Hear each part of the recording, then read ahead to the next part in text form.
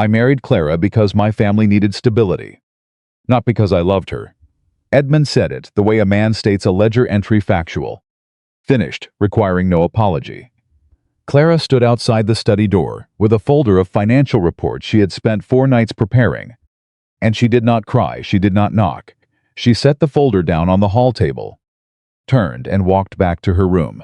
That was the night the Duchess of Waverly stopped trying. And the night the Duke of Waverly began to lose everything. If this story already has you feeling something, subscribe to our channel and follow along until the very end. And drop a comment below. Tell us what city you're watching from. We want to see how far this story travels. The morning after Clara overheard those words, she came down to breakfast at the usual hour. She wore the same pale blue dress she always wore on Tuesdays. She sat in her customary chair, she poured her tea. She ate her toast. And when Edmund looked up from his newspaper and offered a brief, courteous nod, she returned it with equal courtesy and said nothing. That was the first thing Edmund did not notice, that his wife had gone quiet in a way that was entirely different from her usual quiet. He didn't notice because in his understanding, Clara was always quiet, composed, measured. She had seemed that way since the day they met, the daughter of a respectable Devonshire family, brought up to carry herself well, speak when spoken to, and never raise her voice at dinner. He had considered this a point in her favor when his solicitor first presented the match. A calm woman, a sensible woman, exactly what Waverly needed. What Edmund had never stopped to ask was what Clara needed. He folded his newspaper, finished his coffee and stood. "I'll be in the study until noon," he said. "Hobson is coming at 2, of course," Clara said. He left. She sat alone at the long breakfast table, looked at the window, and made a decision so small that no one in the household would have noticed it. She decided to stop leaving things on his desk.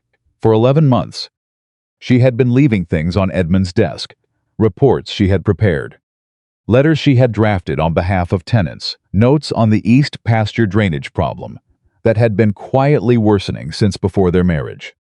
She had never announced these contributions. She had simply gathered the information, organized it clearly, and placed it where he would find it, because she understood that a man like Edmund Hawthorne responded better to facts laid before him than to a woman standing in his doorway asking to be heard. He had used some of those reports. She knew because she watched the outcomes. The drainage problem had been addressed. He'd ordered the work done the same week. She'd left the engineering estimate on his desk, worded as though the idea had come to him fresh. He had renegotiated 2 tenant contracts using figures she had quietly assembled from the household accounts. He had avoided an embarrassing dispute with a neighboring estate because Clara had recognized a surveying discrepancy in a letter and left him a 1-page summary with the relevant maps. He had never said thank you. He had never said anything. As far as Edmund was concerned, these things had simply sorted themselves out, the way things did when a household was running properly. And that, Clara now understood, was precisely how he saw her. Not as someone who solved problems, as part of the mechanism that was supposed to prevent them.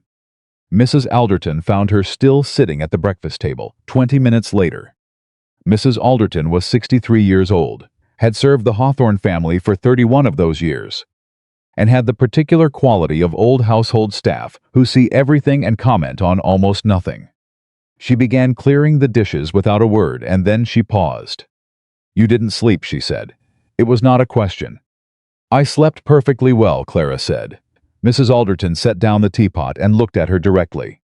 "Your Grace, I've been in this house since His Grace's father was alive. I know what a Hawthorne woman looks like when she's decided something." Clara met the old woman's eyes. "Then you know it's already decided." Mrs. Alderton was quiet for a moment. Then she picked up the teapot again and said, "The east wing roses need cutting back before frost. If your Grace was thinking of walking this morning, it was the most delicate form of permission Clara had ever been offered." She stood, thanked the housekeeper, and went to get her coat. She did not go to the roses.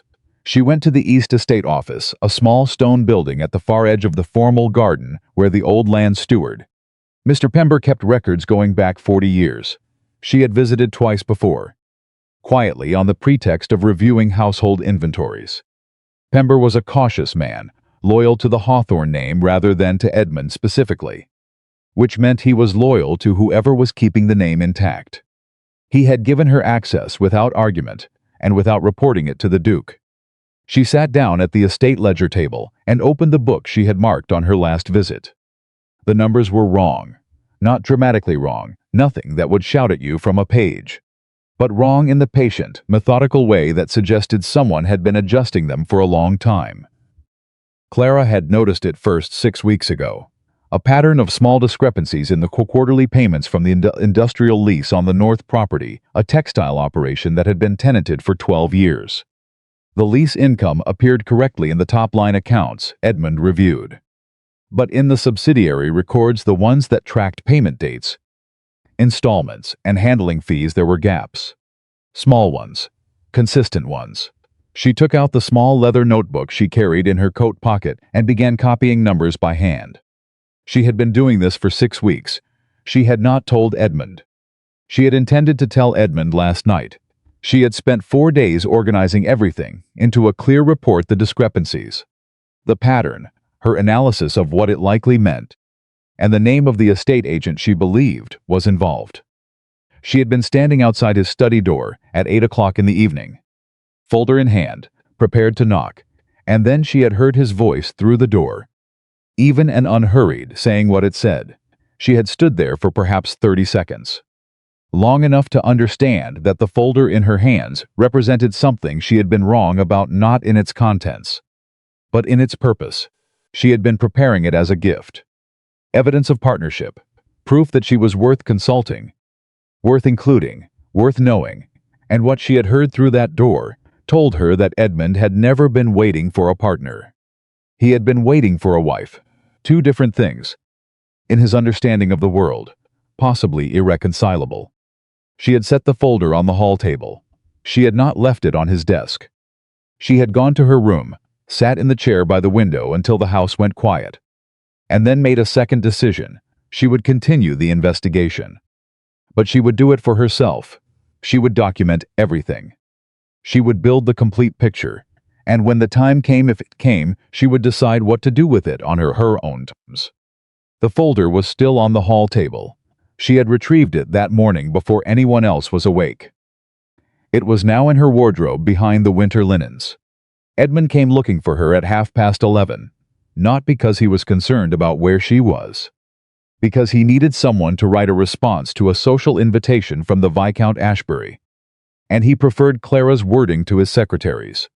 He found her in the morning room, writing at the small desk by the window, which he considered to be exactly where she ought to be. The Ashbury invitation, he said, setting the card on the edge of her desk. "Will decline family obligations. Keep it warm." Clara looked at the card. The Viscount is hosting the Agricultural Review meeting at his estate this year. The tenants from the North Valley will be there. Edmund paused. "I'm aware. If we decline, you lose the first direct contact with the North Valley representatives since the lease renegotiation last spring. They've had questions about the drainage improvements. They've written twice." He looked at her with the faint expression of a man recalibrating. "I'll have Hobson send a letter. A letter is not the same as your presence at the table." Edmund. The use of his given name was not common between them. He registered it as slightly unusual without quite knowing why. "I'll consider the Ashbury invitation," he said, and left. Clara watched him go, then looked back down at her writing. She had just given him that, free, without strategy, purely because it was the right advice for Waverly, and she still cared about Waverly. She wondered how long that would last, the reflexive generosity. She suspected it would outlast the marriage itself, because she had not been raised to stop caring about things just because they had disappointed her. But she did not intend to offer advice unprompted again. At 2 o'clock, Gerald Hobson arrived.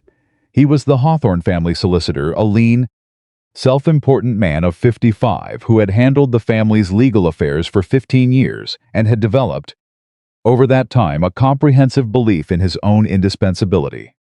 He greeted Clara in the entrance hall with the perfunctory warmth of a man who considers a wife to be part of the property rather than a person connected to it. "Your Grace." He nodded, already looking past her toward the study door. "Mr. Hobson." Clara stepped aside. "His Grace is expecting you." She had every intention of returning to her writing.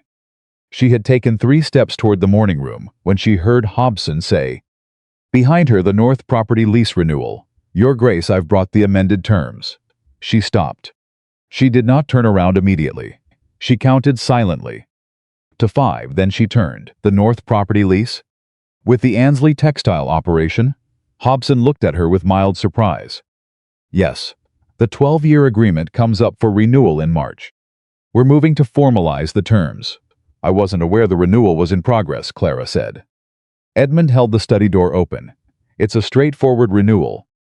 Clara, Hobson handles it, I see. She looked at Hobson's. Have the payment records been reviewed as part of the renewal assessment? Hobson's expression shifted slightly, not guilt. Exactly. More like a man who had been asked a question in the wrong room. The accounts are in order, Your Grace. I'm sure they are, Clara said. I only ask because I noticed some inconsistencies in the subsidiary payment records when I reviewed the estate ledgers last month. Probably nothing. But you'd want to know before you formalize. Wouldn't you? There was a brief silence. Edmund frowned. You reviewed the estate ledgers? I review the household accounts every quarter. I looked at the adjacent records. She kept her voice entirely level. It may be nothing at all, but I thought it worth mentioning. She watched Hobson's face. She watched it very carefully. The shift she saw there was small, the faintest tightening around the eyes, and it was over in less than a second. But she had been watching for it. I'll take another look, Hobson said smoothly. Thank you, Your Grace. Of course, Clara said. She nodded to both men and walked back to the morning room. Her hand, she noticed, was entirely steady. Edmund did not come to find her after Hobson left at 4. He sent word through the footman that he would be dining in the study correspondence to catch up on. This was not unusual. It happened 2 or 3 times a week. Clara dined alone at the long table, served by Thomas the footman and overseen by Mrs. Alderton, who managed the meal service, with the quiet dignity she brought to everything. Afterward, Clara sat in the drawing room with a book she had been trying to finish for 3 weeks. She read 4 pages. She turned the 5th page and realized she hadn't absorbed a word on the 4th. She set the book down. There was a fire. The drawing room at Waverly was well proportioned and well kept, she had made certain of that, and in winter it held warmth well. She had chosen the new draperies herself, replacing the heavy maroon ones that had been there since Edmund's grandmother's time. No one had commented. No one ever commented on the things she changed, because the changes were always improvements, and improvements were expected to simply happen, the way good weather was expected to simply arrive. She thought about the look on Hobson's face. She thought about it for a long time. He had not been surprised by her question. He had been surprised that she was the one asking it. That was a different thing. Surprise at the question would mean he hadn't considered the possibility. Surprise at the asker meant he had already thought about what would happen if someone noticed he'd just been certain it wouldn't be the Duchess. She went upstairs, retrieved the folder from behind the winter linens, and sat at her writing desk. She added what she had observed today. Hobson's arrival, the renewal timeline, his reaction. The fact that Edmund had accepted his assurance without pushing. She dated the entry. Then she locked the folder in the small traveling case she kept under her bed, the one with the brass lock she had owned since before her marriage. The one Edmund had never shown any interest in. She did not know yet what she was building. She only knew that she was building it. 3 days passed. Edmund attended the Ashbury invitation. She had been right about that. He had reconsidered and accepted because Edmund Hawthorne, whatever else he was not a man who ignored sound strategic advice even when he resented the source. He came back from Ashbury in a better mood than he'd left in. Reported that the North Valley tenants had been glad to speak with him directly, and said nothing to Clara about the fact that she had been correct. She had not expected him to. On the 4th day, Mrs. Alderton came to her, not to the morning room, to Clara's private sitting room, something the housekeeper had done perhaps twice in 11 months. Always with a degree of gravity that signaled it was important.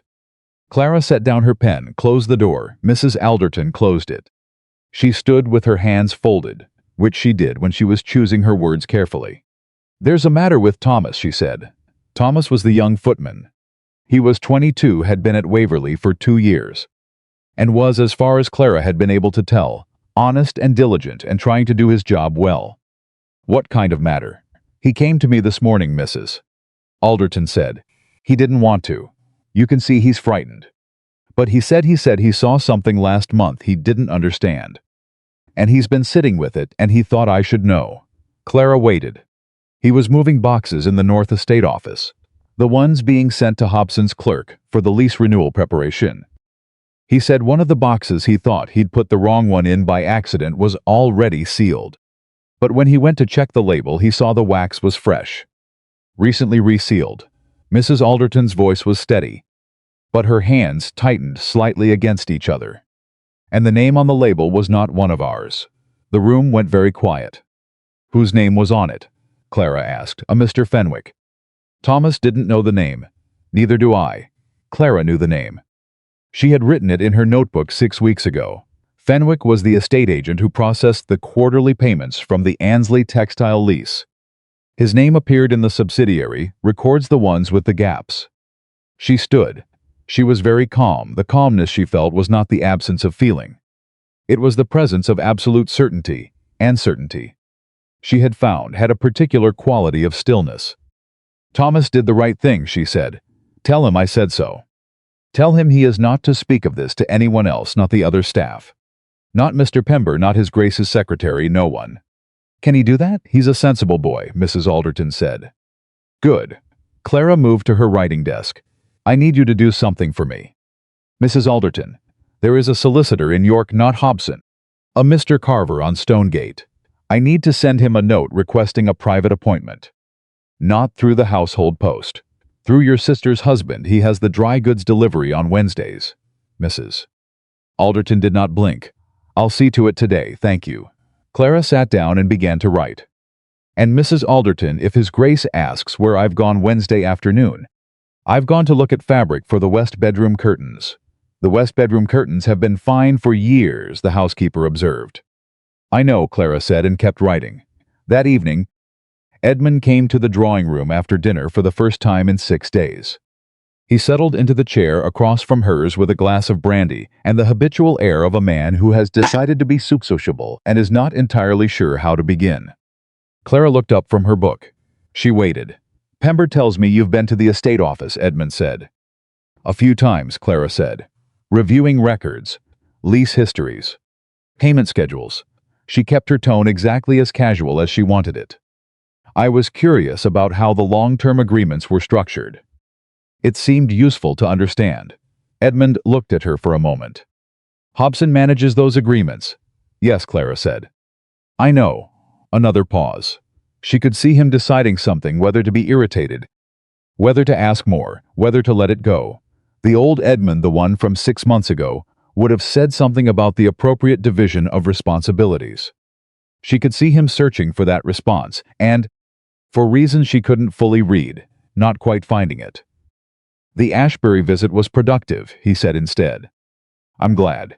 You were right about the North Valley tenants, he said it, without looking at her, turning the brandy glass in his hand. They needed to see me there. It was as close to a thank you as Edmund Hawthorne had come in 11 months of marriage. Clara recognized it for what it was, and recognized simultaneously that she felt almost nothing when she received it. Not satisfaction, not bitterness, just the quiet, measured register of a woman who has recalibrated what she expects. Waverly benefits when the tenants trust the Duke, she said. Yes. He was quiet for a moment. You care about Waverly. It was said as an observation, not a question, almost as though he had noticed it for the first time. I do, Clara said simply. He nodded. He finished his brandy. He said good night and left.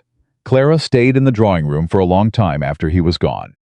She thought about what it meant that a man could live in the same house as a woman for 11 months, share every meal that was not taken at his desk, pass her in corridors and entry halls and gardens, and still find it notable, worth mentioning, that she cared about his family's estate. She thought about what she was building in the folder behind the winter linens. She thought about Mr. Carver on Stonegate in York. She thought about Thomas, frightened, a secret because his conscience wouldn't let him be quiet. And she thought, not for the first time, that the people who kept Waverly Manor standing were not always the ones whose names were carved above the door. She stood. She put out the lamp. She went upstairs. She did not leave anything on Edmund's desk that night. For the first time in 11 months, there was nothing there to leave, nothing offered freely, nothing prepared as evidence of her worth.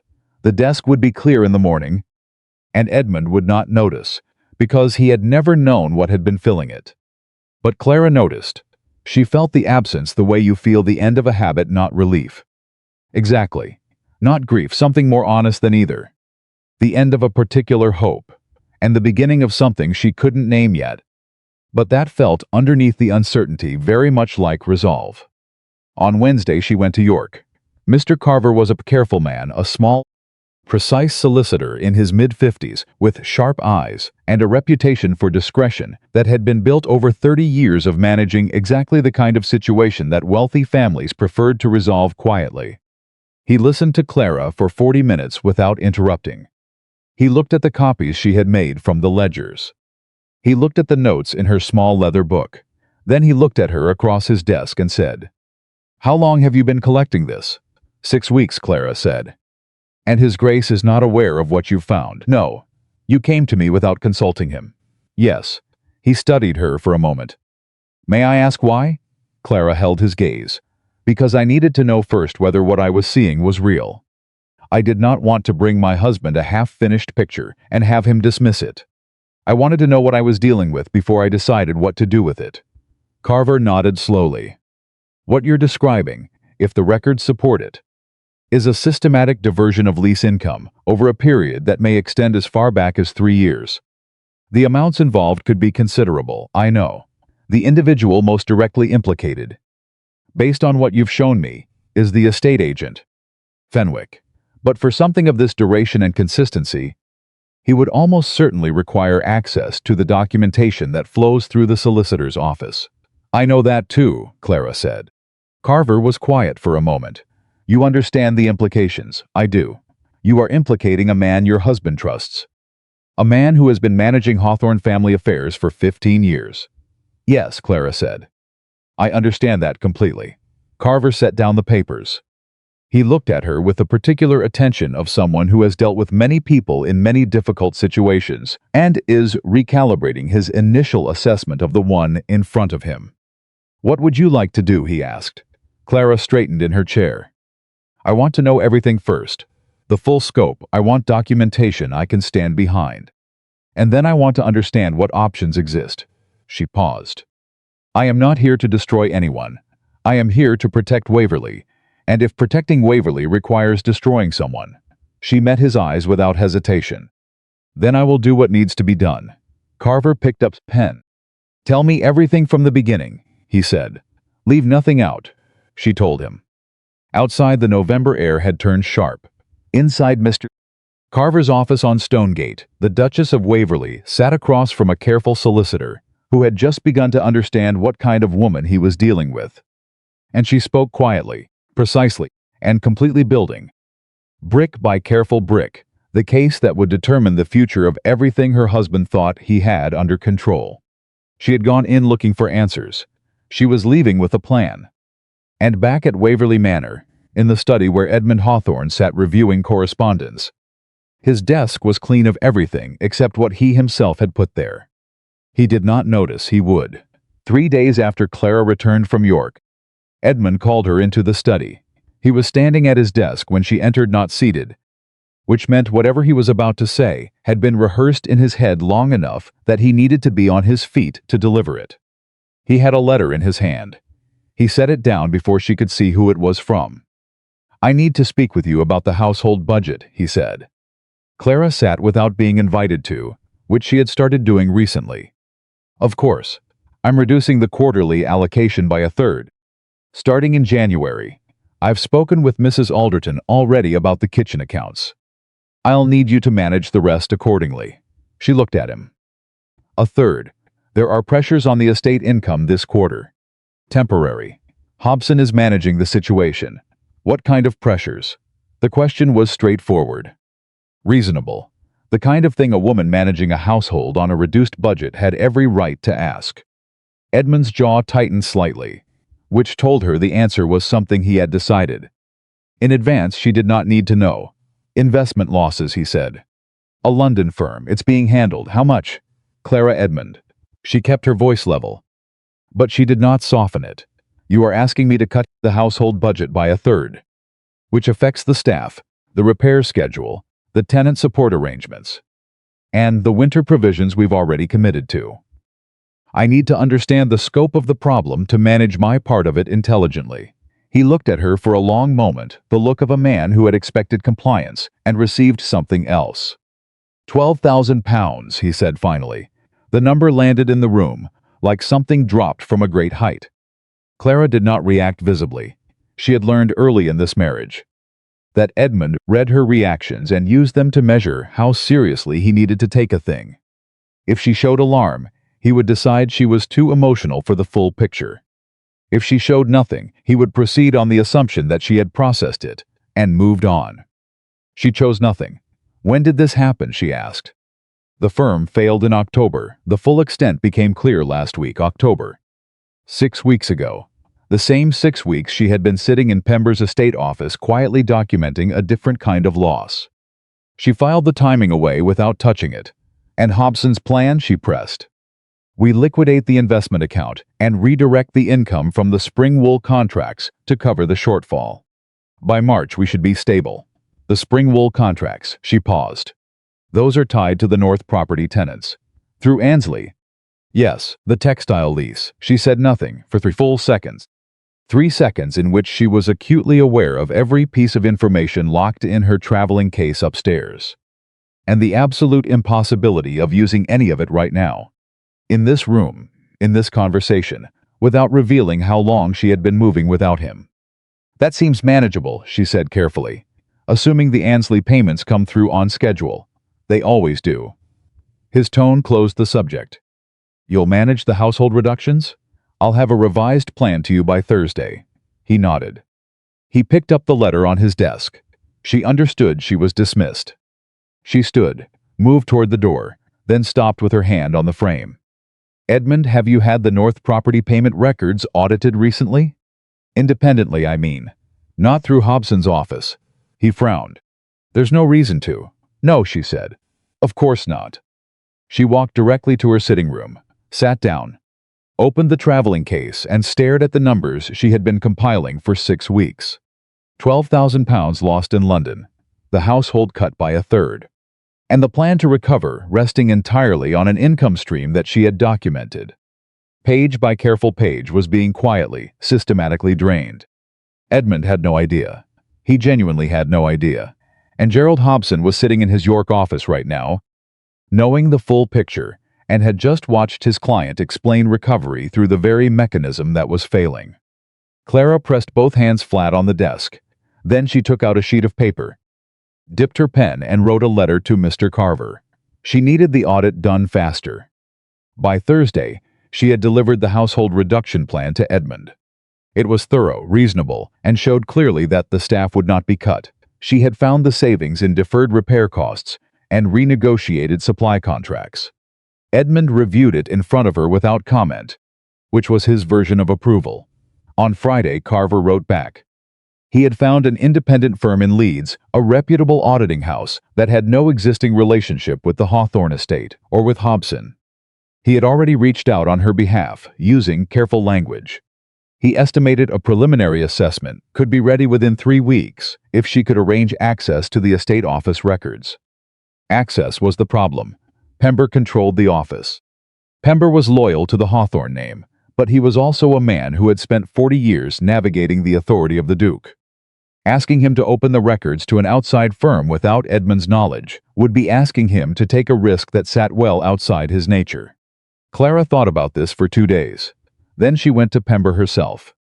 She found him in the estate office on a Tuesday morning, cross-referencing tenancy maps against the winter repair schedule. She sat across from him at the table without preamble and placed 1 page of her ledger notes, just one on the table between them. I need you to look at this, she said. Pember looked. She watched his face. He was a thorough man, and he understood what he was seeing within 30 seconds. And what she saw in those 30 seconds was not surprise. It was something closer to relief. You've seen this before, Clara said quietly. His jaw worked. "I saw a discrepancy 2 years ago. I brought it to Mr. Hobson." Clara kept very still. "And he told me it had been reviewed and resolved. He showed me a corrected ledger page." Pember's voice dropped. "But the page he showed me, the handwriting was wrong. Our records are kept in one hand. That page was in another. The room was completely quiet." "You kept that page," Clara said. "It was not a guess." He opened the bottom drawer of his desk and removed a folded sheet of paper. He held it a moment, then slid it across the table. She looked at it. Then she looked at him. "Why didn't you go to the Duke?" she asked. He met her eyes. "Because I was afraid Hobson would say I fabricated it. He has 15 years with the family. I have 40. I didn't think that was enough." He paused. "I kept waiting for someone else to see what I saw." Clara picked up the page carefully. "You waited 2 years. I'm not a brave man, Your Grace. It cost him something to say it." She could see that. "You're a careful one," she said. "That's not the same thing, and right now it's worth more." She folded the page. "I'm going to need the records, all of them. And I need you to provide access to an independent auditor from Leeds without telling anyone in this house except Mrs. Alderton." Pember was quiet for a long moment. "If His Grace finds out, I will take full responsibility for everything I have asked you to do. Every piece of it." She met his gaze without flinching. "My name will be on every request. Yours will not." He looked at her, really looked, the way people sometimes do when they've underestimated someone and are only now accounting for it, and then he nodded once. She took the page and left. On the walk back across the formal garden, she stopped once, stood still for a moment, then kept walking. The cold was sharp, but she didn't feel it the way she usually did. She felt something else, the specific kind of weight that comes when a thing you suspected becomes a thing you know. Hobson had seen the discrepancy 2 years ago. Pember had brought it to him. And Hobson had produced a forged ledger page to close the question. This wasn't carelessness. This wasn't a failing firm and bad luck. This was sustained, deliberate fraud, and Gerald Hobson was not merely aware of it. He was protecting it. Edmund was planning his recovery around an income stream that his own solicitor was helping to drain. She was back in the house by noon. Edmund was in his study. She could hear him talking to his secretary through the closed door, something about a letter to a banking house in London. His voice was measured, controlled, confident. The voice of a man who believes he understands his situation. She went upstairs without stopping. She added Pember's account and the forged ledger page to her file. She dated everything. She wrote 3 pages of notes in her small, precise hand. Then she put it all back in the traveling case, locked it, and pushed it under the bed. The auditors from Leeds arrived 2 weeks later, disguised as a supply assessment team, Carver's idea. And a good one. They spent 4 days in the estate office with Pember. Clara stayed away from the office entirely during those 4 days, maintaining her usual routine with deliberate normality. She attended the tenant's Christmas distribution with Edmund, stood beside him at the county council dinner, poured tea for the vicar on Wednesday afternoon. Edmund noticed nothing different. This had stopped surprising her. On the 5th day, Carver came to York and she met him at his office. He placed a summary on the desk in front of her and let her read it. She read it twice. 4 years, she said, at minimum. Possibly longer, but the earlier records are less complete. The total, best estimate, between 18 and 22,000 pounds diverted over that period. The mechanism is consistent. Fenwick processes the payments, records the correct amount in the top-line accounts that the Duke reviews, and the difference between the actual payment and the recorded amount moves through a series of handling fee adjustments in the subsidiary records, small enough individually that they wouldn't register without looking specifically for the pattern, but large enough collectively to matter considerably. Clara set the summary down. "And Hobson?" Carver was quiet for a moment. "The forged ledger page Pember gave you, we've had it examined. The handwriting matches a document clerk who worked in Hobson's office until 18 months ago. The clerk left under circumstances that were not fully explained." He paused. "And there is a property in Harrogate, recently purchased. The name on the deed is Hobson's wife's family name, but the purchase price significantly exceeds what his legal practice income would support. The word. When it arrived, was heavier than even Clara had expected. He's been taking a share, it appears so. Fenwick processes. Hobson protects. The estate absorbs the loss without ever being able to see where it went. Clara stood and walked to the window. Outside, York moved past people, horses, a cart loaded with barrels. The ordinary business of ordinary life conducted in ignorance of what was being discussed 6 floors up in a solicitor's office on Stonegate. £20,000, 4 years. Edmund sitting in his study planning a recovery built on sand. She turned back. "What are my options?" she asked. Carver folded his hands on the desk. "You have 3 paths. First, you take everything to the Duke and let him manage it from here. Second, you take it directly to the authorities and let the law proceed without reference to your husband's preferences.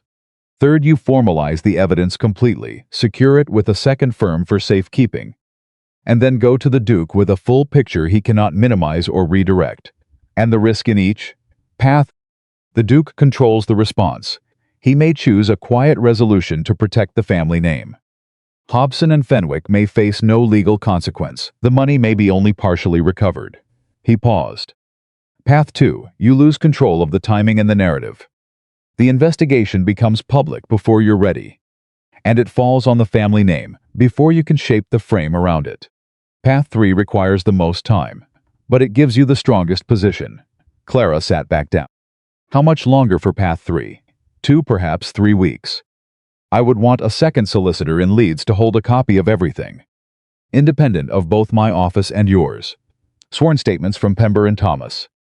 The property deed in Harrogate verified through public records. Do it, Clara said. Carver looked at her steadily. Your Grace, I want to ask you directly. You understand that when this comes to light, the Duke will learn you have been conducting this investigation for 2 months without his knowledge. And yes, that his solicitor of 15 years is implicated. Yes. How do you expect him to receive that? Clara was quiet for a moment. She thought about Edmund at breakfast, reviewing his newspaper. Edmund at his desk, correcting letters in the margins. Edmund standing at the study door, with the look of a man who had never once needed to wonder whether someone in his own household was working against him. He will be angry, she said. At first at everything at Hobson. At the situation, possibly at me for not coming to him sooner. He will need to feel in control of something. She paused. But Edmund Hawthorne is not a foolish man, he is a proud one. When the anger settles, he will understand what I did and why. You hope so, Carver said carefully. I know so, Clara said, because if he doesn't, I will still have protected Waverly. And that will have to be enough. Carver wrote for several minutes.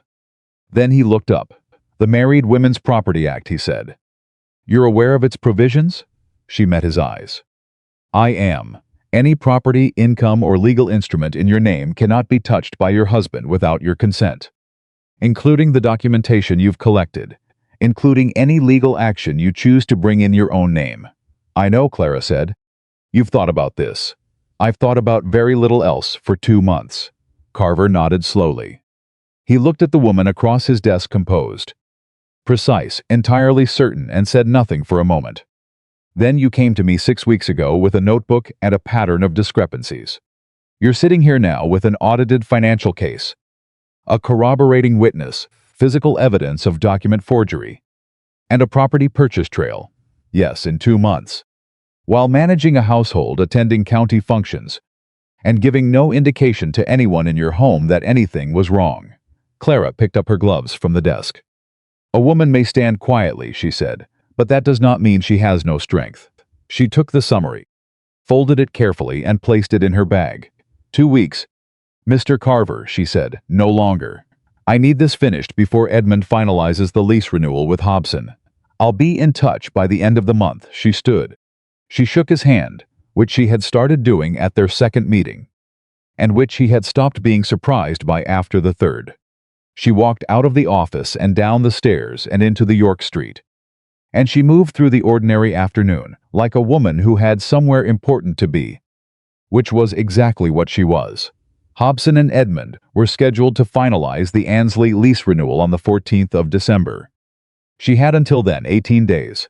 Back at Waverly, the household moved through its December rhythms, the decorations going up in the hall, The kitchen preparations for Christmas, the annual tenant gift distribution that Clara organized, and Edmund presided over.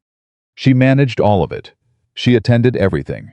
She smiled at the right moments and spoke sensibly at dinner and poured Edmund's coffee the way he preferred it without being asked. And every 3 days, a letter came from Carver through her private arrangement. And she read it in her sitting room with the door closed, added the relevant information to her file, and locked it away again. Thomas had given his sworn statement. Pember had given his. The property deed in Harrogate was confirmed. A second firm in Leeds now held a complete copy of everything. On December 10th, 4 days before the scheduled meeting, Edmund came to find her in the morning room. He looked different. Not disheveled. Edmund was never disheveled, but something in his expression was less settled than usual. Something behind the careful arrangement of his face. "There's a problem with the Annesley renewal," he said. She set down her pen. She waited. "Hobson has sent word postponing the meeting. Family matter, he says.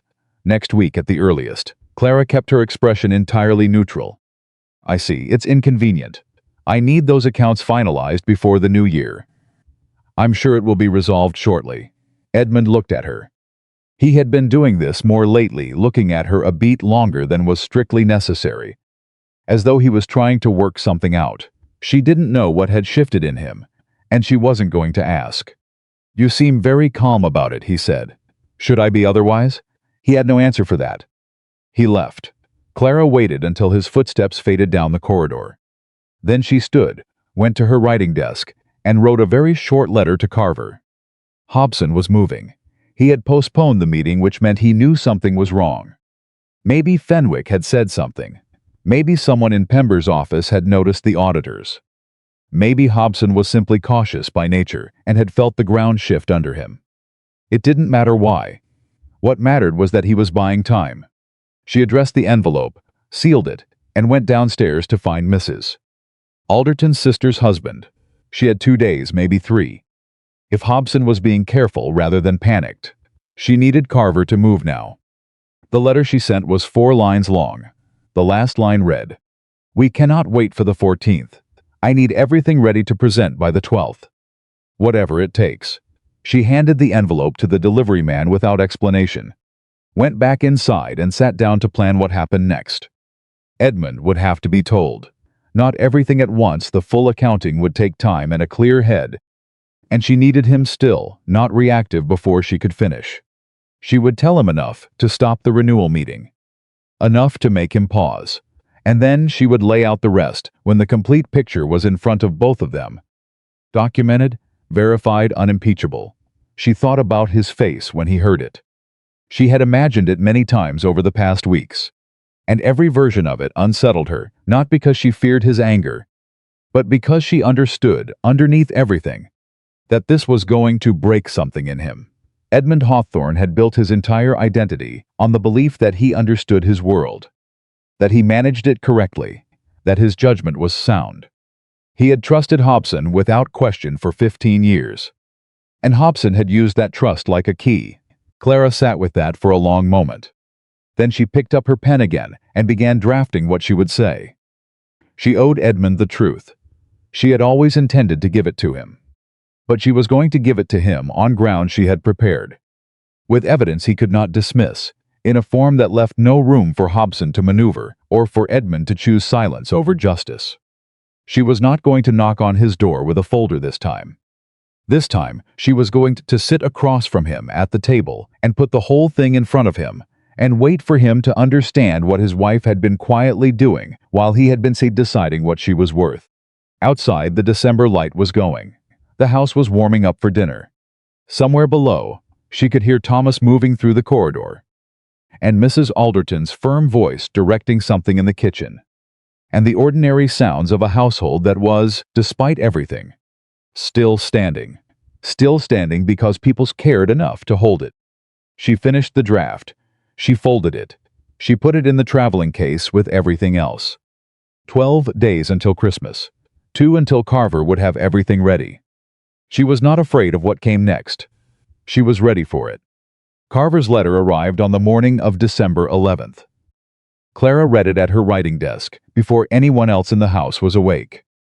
The fire had just been lit and the room was still cold at the edges. But she didn't notice. She read the letter twice, folded it, and sat very still for approximately 30 seconds. Everything was ready.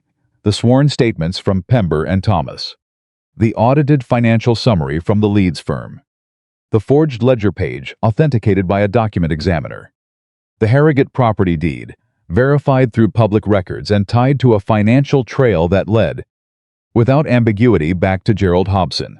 A second complete copy of the entire file, held in sealed storage at the Leeds office, registered in Clara's name, under the provisions of the Married Women's Property Act. Carver had also included one additional item she had not requested but had, she realized, been hoping for. A letter from the former clerk, the man who had left Hobson's office 18 months ago, under unexplained circumstances. He had not been difficult to find. He had, it turned out, been waiting to be found. His letter was 3 pages long. It was detailed, specific, and damning. The clerk name was Arthur Mead. He had worked in Hobson's office for 6 years. He described the arrangement in precise, methodical terms: how the numbers moved, who approved what, which documents were altered, and when, and the specific morning 18 months ago, when Hobson had called him into his private office and explained, in a voice that was perfectly pleasant, that Arthur's continued employment depended on his continued silence. Arthur had chosen to leave instead. He had said nothing because he had no proof and no protection and a family to feed. Clara had given him both. She put the letter with the others, locked the traveling case, and went down to breakfast. Edmund was already at the table. He looked up when she entered with the brief, courteous acknowledgement that had characterized a year of shared mornings, and then looked back down at his newspaper.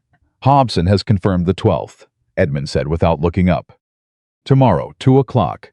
Clara poured her tea. "I know," that made him look up. "I'd like to speak with you this morning," she said. "Before noon if possible, in the study." He set the newspaper down. The last time she had requested a formal conversation in the study, she had been a new wife navigating the household staffing structure.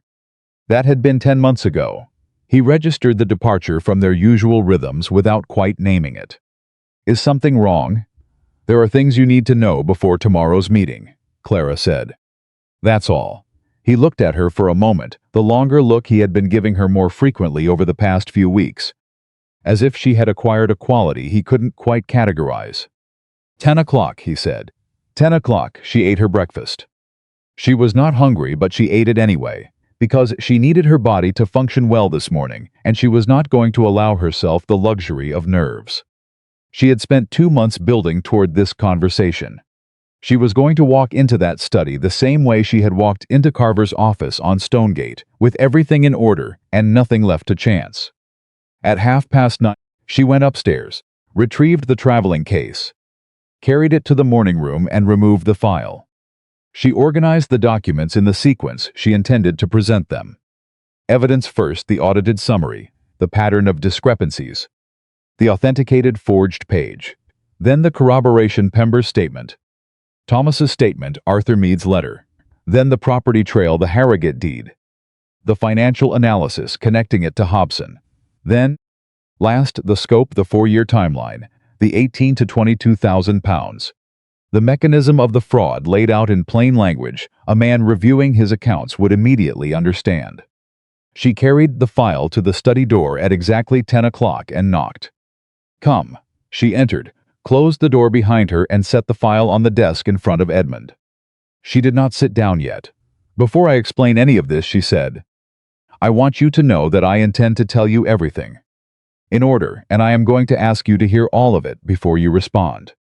Not because I don't trust your judgment, because what I'm going to show you is going to make you angry. And I need your anger directed accurately." Edmund stared at her. "Sit down, Edmund." He sat.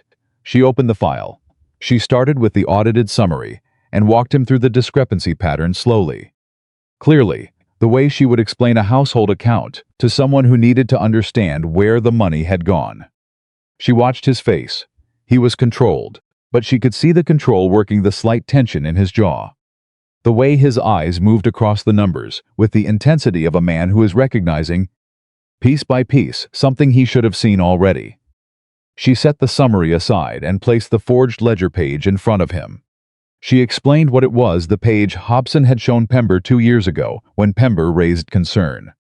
She placed beside it the authentication report from the document examiner, confirming the handwriting was not from the estate office. She placed beside that the record of which clerk in Hobson's office had produced that handwriting across 6 years of correspondence. Edmund picked up the authentication report. He read it. He set it down with a deliberateness that told her he was holding himself very carefully. "Keep going," he said. She placed Arthur Meade's letter in front of him. She watched him read it. She watched his face change, not dramatically. Not in any way that would have been visible to someone who didn't know him. But she knew him well enough by now to read the small things. The slight whitening around his mouth, the way he stopped blinking for a moment in the middle of the second page. The point where his hand, resting on the desk, pressed flat, as though he needed the pressure. He read all 3 pages. He turned back to the beginning and read the first page again. Then he set the letter down. The room was completely silent. "How long have you known?" he asked. "I began noticing the discrepancy 6 weeks ago. I came to you the night I was certain enough to bring it forward." She paused. "You were in the study with your brother. I was outside the door." He looked up at that. She watched him understand. "The folder," he said quietly. "On the hall table." "Yes." Another silence, longer. "You didn't leave it for me," he said. "No, why?" Clara held his gaze. "Because I needed to be sure of what I was dealing with before I put it in your hands. And because after what I heard through that door, I needed to do this for Waverly. Not for your approval of it. It landed the way truth lands when it is said without cruelty, precisely. With weight, without any room for argument." Edmund looked down at the file. He turned several pages without speaking. Then he stopped at the Harrogate property deed. "This is Hobson's wife's family name." "Yes. The purchase price is significantly higher than his income would support. Carver's analysis connects the purchase date to the peak period of the diverted payments." He stared at the document for a long time. Clara waited. She was getting quite good at waiting. 18 to 22,000 pounds, he said. "Over 4 years. Possibly longer. Over 4 years," he repeated it the way a man repeats something he is trying to make real. "While I was..." He stopped. "While you were managing the estate," Clara said carefully. "While the accounts you reviewed showed nothing wrong." "Because the accounts you reviewed were designed to show nothing wrong." He stood up. He moved away from the desk, not to the window, just away. The movement of a man who cannot stay still. He stood with his back to her for a moment. She let him. "I trusted him," Edmund said. The words were quiet and had something in them she had never heard from him before. Not anger yet. Something that preceded anger, the particular rawness of a man realizing he has been made a fool of by someone he gave his full confidence. "I know," Clara said. He turned around. His expression was harder now. More recognizable. "You went to an outside solicitor." "Without telling me." "Yes. You arranged an independent audit of my estate records." "Without telling me." "Yes. You collected sworn statements from my staff." "Without my knowledge." "Yes." She held his gaze steadily. "And every one of those decisions protected Waverly from a situation that would have been significantly worse if Hobson had warned before the evidence was complete. If you had confronted him at any point in the last 6 weeks with an incomplete picture, he would have produced another corrected ledger page. He would have redirected the question. He's been doing exactly that for 4 years." Edmund stared at her. "You went around me," he said. "I went around your solicitor," Clara said. "Who was defrauding you. I went around him as carefully as I could, for as long as I needed to make sure that what I put in front of you today is complete. Verified and impossible to dismiss." She took one step forward. "I am not sorry for doing it. I am sorry that it was necessary." He held her gaze for a long, charged moment. Then he walked back to the desk and looked at the file again. "The meeting tomorrow," he said, "needs to be cancelled. Or replaced with something Hobson is not expecting. Carver. Carver is available at your instruction. He has already been in contact with a barrister in Leeds who handles financial fraud cases. The documentation is complete and held securely, a copy in Carver's office. A copy in Leeds, both registered in my name, which means Hobson cannot access or destroy them regardless of what he does in the next 24 hours. Edmund looked at her. You registered them in your name, under the Married Women's Property Act. She met his eyes without apology. They are legally untouchable by anyone without my consent, including you. The silence that followed was different from the ones before it. Charged in a new way, she watched him process the full picture, not just the fraud, but the woman standing in front of him who had spent 2 months building something he hadn't known was being built, using legal instruments he hadn't known she understood, protected by a law he had never thought to consider. You are very thoroughly prepared, he said at last. I had to be, Clara said, because if I came to you halfway, you would have handled it halfway, and halfway would have given Hobson the opening he needed. Edmund said nothing for a moment. Then I would have listened to you. Would you? She said it without heat. 6 weeks ago, when I asked about the payment records after Hobson's first visit, you told me it was a straightforward renewal and Hobson handled it. His jaw tightened. He did not answer Edmund. Her voice dropped slightly. Not softer, but more direct. I have been trying to hand you things for 11 months. Reports, letters, financial summaries, the East drainage work. The North Valley tenants who needed you at Ashbury. I placed them carefully, worded them so they felt like your own conclusions. Because I understood that you were more likely to act on information that felt familiar than on information that came from me. She paused. I am done doing that. What you have in front of you right now, that is what I have been capable of this whole time. And I need you to understand that before we decide what happens next. The study was very quiet. Outside, someone in the corridor walked past and kept going. Neither of them looked toward the door. Edmund looked down at the file. He looked at it for a long time. Something was moving across his face that she had never seen there before, not the controlled authority. Not the careful blankness, but something under both of those things. Something that looked, if she was reading it right, like genuine reckoning. The North Valley drainage, he said quietly. I left the engineering estimate on your desk. You acted on it the same week. The tenant contract renegotiations last spring. The figures were in the household account summaries. I left them adjacent to the correspondence you were reviewing. The Ashbury invitation, I told you directly. That one you heard. He exhaled a short, controlled breath. How much of the last 11 months? Most of it, Clara said simply. Not all, but most of the things that sorted themselves out. Sorted themselves out because I sorted them. He sat down again. He pressed both hands flat on the desk, the same gesture she had made 2 weeks ago at her own writing desk, and looked at the file in front of him. What do you need from me now? He asked. It was, she realized, the first time in 11 months he had asked her that question. I need you to call Carver this morning. I need you to cancel tomorrow's meeting with Hobson, any pretext. Family obligation, it doesn't matter. And I need you to decide, with Carver's guidance, whether to bring this to the authorities directly or whether to approach Hobson first with the evidence and demand restitution before escalation. Which would you recommend? She blinked just once. Briefly. Because he had asked. He had actually asked. The authorities, she said directly. Because Hobson is cautious. And if he has any indication that the meeting is a trap, he will move assets and muddy the record before you can complete a private settlement. The evidence is clean right now. It should go to someone who can act on it while it's clean. Edmund nodded. He picked up the file and began reading from the beginning. Slowly, the way he reviewed estate documents systematically. Nothing skipped. Clara sat down in the chair across from the desk and waited. He read for 40 minutes. She did not fill the silence.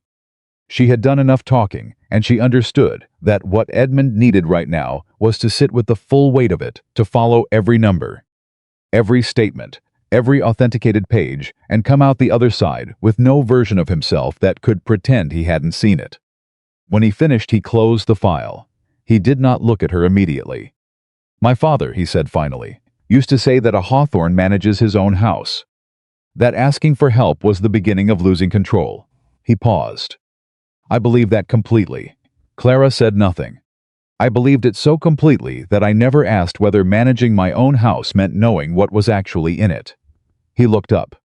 I didn't know what was in it. I thought I did. But the parts that were working you were working them. And the part that was failing, I trusted the man who was failing it. He stood. He moved to the window. She couldn't see his expression from where she was sitting, and he was quiet for a moment. "I owe you an apology," he said. "Yes," Clara said. "You do," he turned. Whatever he'd expected her to say. It wasn't that. She watched him process the absence of reassurance, the refusal to soften the accounting.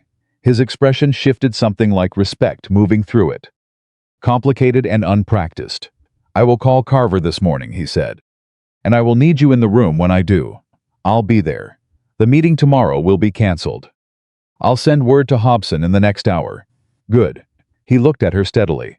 "And the file, the copy and leads in your name." "Stays in my name," Clara said. "Until this is resolved, and the resolution is one I find satisfactory." Another charged silence. She held his gaze without moving. "You don't trust me to finish it," he said. "I trust you to try," she said. "I don't yet know what you'll do when Hobson looks you in the eye and invokes 15 years of loyalty. I don't know whether you'll choose the quieter path to protect the name rather than the harder one to protect the people the name is supposed to serve." She paused. "When I know the answer to that, I'll make a decision about the file." Edmund looked at her for a long moment. No one had spoken to him that way in a very long time. Possibly ever. "That's fair," he said quietly. He reached past her to pull the bell cord. When the footman appeared, he instructed him to send for the telephone connection to Carver's office in York. He did not tell the footman why, he did not explain. He simply gave the instruction with the particular authority of a man who has decided what he is doing. Clara gathered the file from the desk and held it. Edmund glanced at it in her hands. "You'll keep that," he said. "Not a question. Until the barrister has a complete copy in official custody," she said. "Then it goes wherever it needs to go." He nodded. He sat back down at his desk, not to work, but to wait for the telephone connection. He looked at the blotter in front of him, the ordinary surface of an ordinary morning that had become something entirely different. Clara stood. She walked toward the door. "Clara," she turned. Edmund was looking at her, with the look she had been cataloging for weeks, the longer look. The recalibrating look. But it was different now than it had been. More open, more uncomfortable, more real. "The night you stood outside the door," he said. "What you heard me say." She waited. "I was wrong," he said. "Not because I said something untrue at the time, but because I let something untrue become true by treating it as though it was fixed." He paused. "That is not the same as an apology. I know that." "No," Clara said. "It isn't. I'll earn the apology," he said, "if you'll allow me to." She looked at him for a moment, the man she had married a year ago in a ceremony that had been elegant and efficient and almost entirely devoid of feeling. The man who had been courteous and capable, and so utterly certain he already knew everything that mattered. "Start with Hobson," she said. "Then we'll see." He left the study with the file under her arm. Behind her, she heard Edmund pick up the telephone receiver and begin to speak. He sounded different than he usually did, not less authoritative, but less certain, less sealed. Like a man who had cracked open a door in himself and was now standing in the cold from it. Adjusting. She went upstairs. She placed the file back in the traveling case. She locked it. She did not slide it under the bed. She left it on the writing desk, where she could see it. She sat down beside it and folded her hands and let herself breathe fully. For the first time in weeks. Not with relief and not with satisfaction.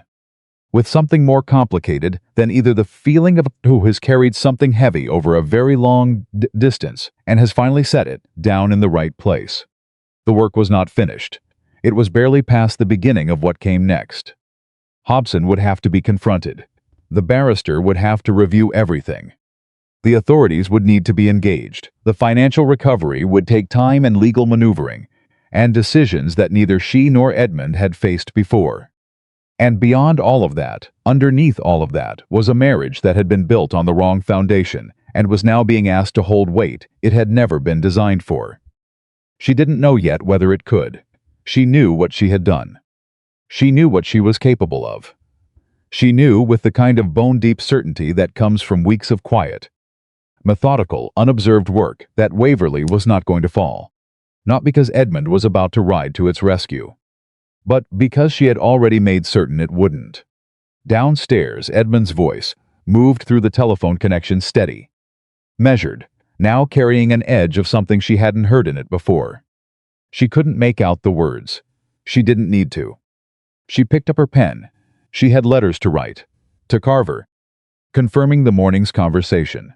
To the Leeds office, authorizing them to prepare the official documentation transfer.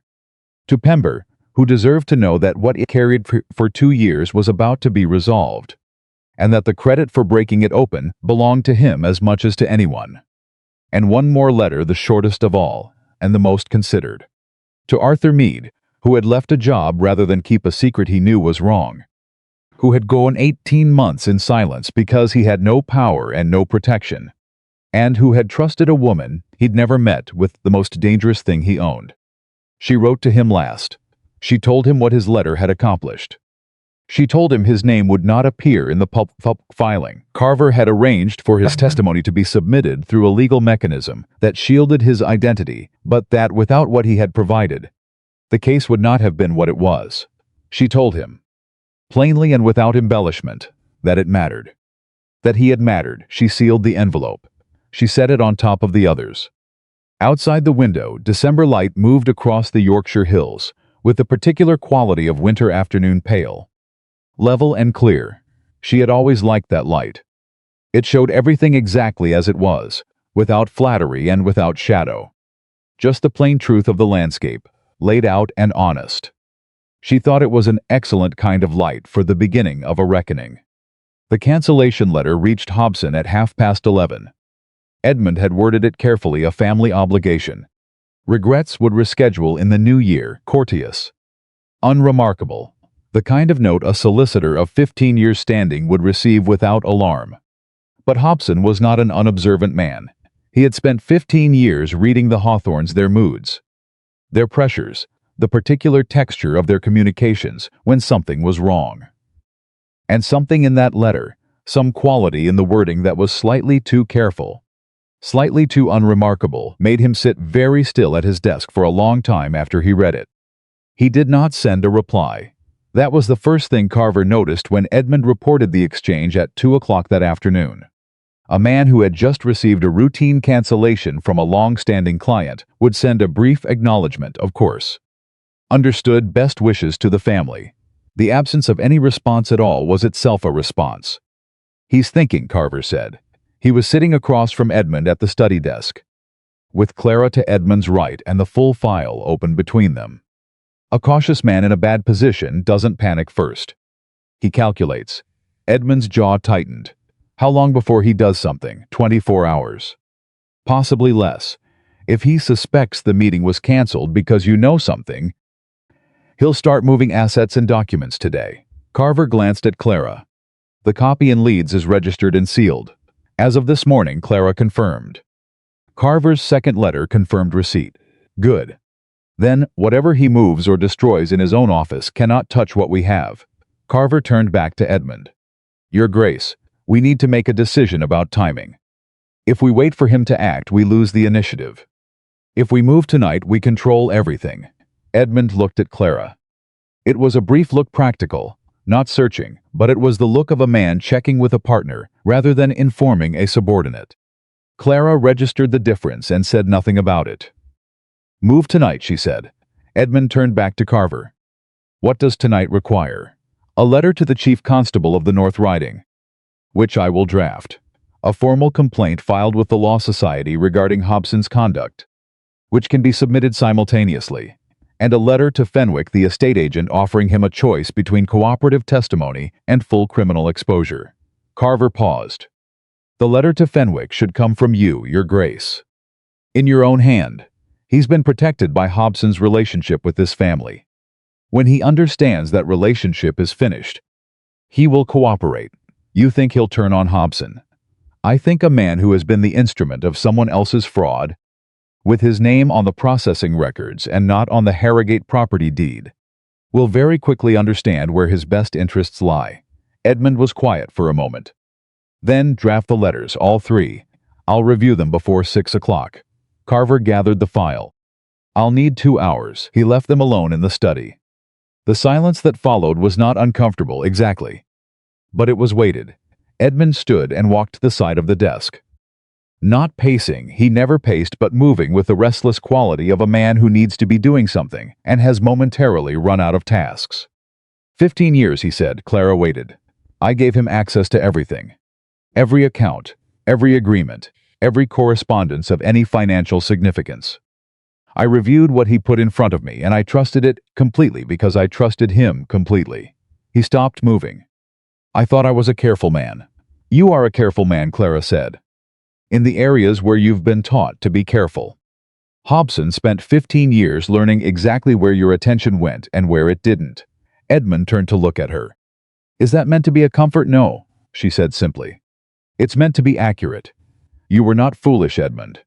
You were specifically targeted by someone who understood your habits. That's a different thing. He was quiet for a moment. You noticed in 6 weeks what I missed in 4 years. I was looking for something different than you were. You were looking at whether the numbers matched the reports. I was looking at whether the reports matched the reality underneath them. She paused. I've been looking at the reality of this estate since the day I arrived. It's what I do.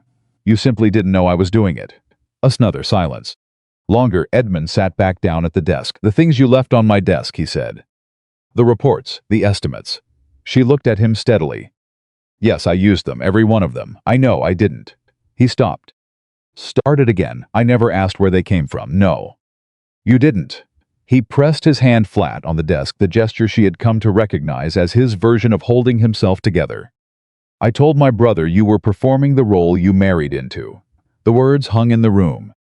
She had not known he remembered saying it. She had not known he'd thought about it at all. I heard you, she said quietly. That's what I was standing outside the door to tell you about the discrepancies. I had the folder in my hands. Edmund closed his eyes briefly. When he opened them, something in his face had changed in a way she hadn't seen before, not the anger, not the control, but something underneath both of them. Something that looked like the beginning of genuine pain. I know, he said. You said that already. I know that too, he exhaled. I don't have words that are adequate for this, Clara. I'm aware of that. Then don't reach for words yet, she said. Finish what needs to be finished. Carver will have the letters ready by 6. Sign them. Send them. And then we'll talk about what comes after. He nodded. He looked at the desk. Then he looked at her again. The file, he said. Still in Leeds, still in my name. I'm not asking you to change that, he said. I'm asking because I want to know where we stand. She held his gaze. We stand in the middle of something that isn't finished yet. When it's finished, and finished correctly, we'll reassess. He held her gaze for a moment, then looked away, not in defeat, in something that was, she thought, closer to acceptance. Edmund Hawthorne, accepting that he was not in control of this situation, was something she had genuinely not expected to witness. And yet here it was, plain as the December light. Carver returned at 4:45 with 3 letters and a 4-page summary of the legal actions being initiated. Edmund read every word of every document. He asked 2 questions, both specific, both good, and then he signed each letter in his careful, authoritative hand. Clara witnessed them. Edmund looked at her signature below his on the complaint to the Law Society and said nothing. But he didn't ask her to remove it. The letters went out by special messenger before 6. What happened next happened faster than anyone had anticipated. Fenwick broke within 18 hours. The letter in Edmund's hand reached him at his office in Ripon on the morning of December 13th, and by noon he had instructed his own solicitor to open negotiations with Carver's office. He was, as Carver had predicted, a man whose name was on the processing records, and not on the property in Harrogate. And he was not going to absorb the full weight of a criminal prosecution to protect a man whose share of the proceeds had bought a house in his wife's name while Fenwick's own family still rented. His testimony took 3 days to compile. It was comprehensive. It covered not just the 4 years Clara had documented, but 2 additional years before that, bringing the total diversion closer to £30,000 than 20. Clara received that number from Carver in a letter on December 16th and sat with it for a long time. £30,000, 6 years. The estate had been hemorrhaging money for 6 years. And Edmund had reviewed the accounts every quarter and seen nothing, because what he was reviewing had been specifically constructed to show him nothing. She brought the letter to Edmund that evening. He read it standing up, which was how he received news he was bracing for. When he finished, he set the letter on the desk and stood very still. 6 years, he said. Fenwick was operating before Hobson formalized the arrangement. Hobson came in to protect it, not to start it, which means Hobson looked at an existing fraud and decided to become part of it rather than report it. Yes. Edmund walked to the window. He stood there for a full minute without speaking. Clara waited. She had become expert at waiting. My father's last years, Edmund said finally. The estate was struggling. We attributed it to his mismanagement. His weakness, he paused. Some of it was Fenwick. The realization was quiet but enormous. Clara felt it land. You don't know that yet, she said carefully. Carver would need to trace the records back further to confirm. I know enough. His voice was flat, not cold. But pressed. My father was blamed. By the family. By me. He stopped. He died believing he had failed us. And some of what failed was being stolen. The room was very quiet. Clara stood. She moved toward him, not all the way. Not close enough to be presumptuous, and stopped at the edge of the distance between them. Edmund, her voice was steady and direct. You cannot carry that tonight. There will be time to trace the earlier records, and Carver will do it properly. But tonight you need to be clear-headed for what comes next. He turned from the window. His face was harder than she had ever seen it, not angry, but stripped of the careful layering that usually kept his expression managed. Raw in a way that looked almost painful on someone who had never allowed himself to be seen that way. Hobson, he said. As he responded, the Law Society acknowledged receipt this morning. The Chief Constable's office sent word that an investigator has been assigned. Clara paused. Carver expects Hobson to retain a barrister by end of week. At that point, any direct communication becomes inadvisable. I want to speak with him. She went still. Edmund, before the barristers make that impossible. I want to look at him and ask him why. The words came with a force she hadn't expected, not volume. Just wait, pure, unprocessed wait, 15 years. I trusted him with everything. He sat at my table at Christmas. He attended my wedding. He stopped. I want to know why. Clara looked at him for a long moment. She understood the need. She also understood that Carver would advise strongly against it. That Edmund acting on raw feeling rather than legal strategy could compromise the case at its most critical point. And that Hobson was clever enough to use any unstructured conversation to his advantage. Write it in a letter, she said. Ask Carver to hold it. If there is ever a point in the legal process where a direct communication is appropriate, you'll have it ready. If there isn't, you'll have written it, and that matters too. She paused. But right now, you cannot give him an opening. You cannot let him see where you are. Edmund looked at her with an expression that was, she thought, the most honest she had ever seen on his face. Not grateful, not yet, but receiving. You're right, he said. I know, she said, without softening it. Something moved across his face, not quite a smile, but something adjacent to it, something that hadn't been there a month ago. He sat down at the desk and pulled a sheet of paper toward him. She left him to write the letter he would never send, and went to find Mrs. Alderton. The housekeeper was in the kitchen, reviewing the Christmas store's practical, unflappable, occupying the ordinary machinery of the house with the same calm authority she had brought to it for 30 years. She looked up when Clara entered and read her face in the way she always did. Quickly and accurately. It's moving, Clara said. I heard the messenger go out last night, Mrs. Alderton replied. She set down her list. Thomas. His statement is filed. His name is protected. He is in no danger. The old woman exhaled a small, controlled breath that was nevertheless the most relieved sound Clara had ever heard from her. And Pember? The same. Carver was very thorough, Mrs. Alderton looked at her steadily. And your grace? Clara knew she did not mean Edmund. I'm all right, she said. Tired. But all right, you've been carrying this since October. Since November?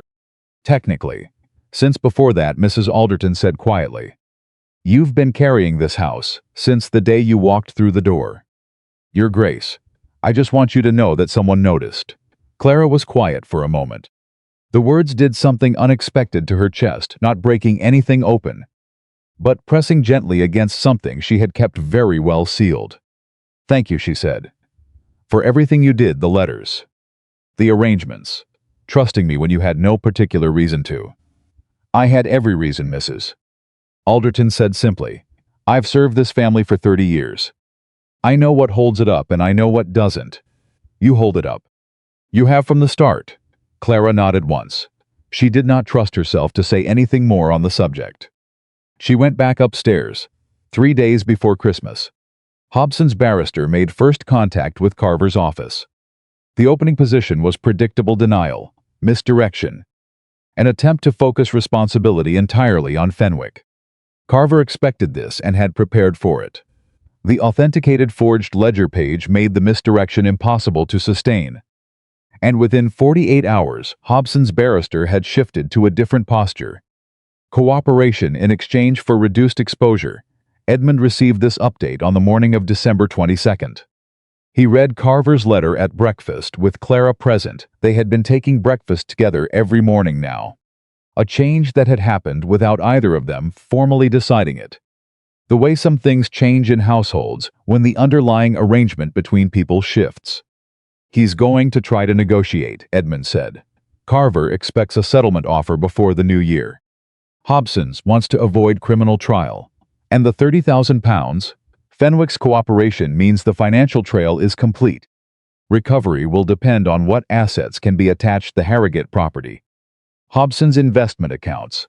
Carver thinks 60 to 70% is recoverable within 18 months. Edmund set the letter down.